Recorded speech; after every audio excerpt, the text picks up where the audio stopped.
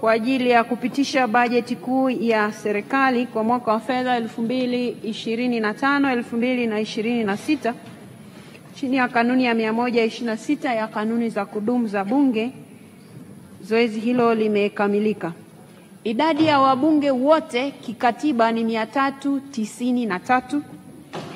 Idadi ya wabunge waliopo mpaka sasa ni 392. Na idadi ya nafasi wazi 1. Idadi ya wabunge waliokuwepo bungeni ukiondoa spika ni 378. Idadi ya wabunge ambao hawakuwepo bungeni ni 13. Sasa matokeo ya kura ni kama ifuatavyo. Kura za hapana hakuna, kwa maana ya 0.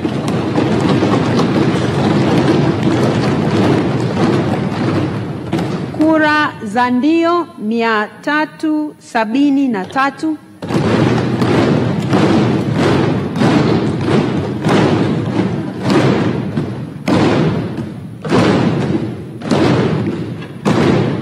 Asanteni sana. Kura ya hakuamua, wale waliosikika wakisema abstain, ni 5. Sasa natangaza rasmi kwamba bajeti ya serikali imepitishwa kwa kura 373 sawa na 98.7%.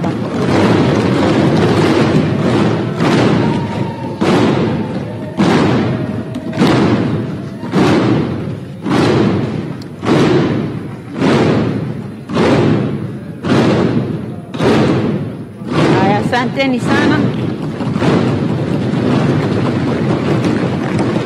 Asanteni sana.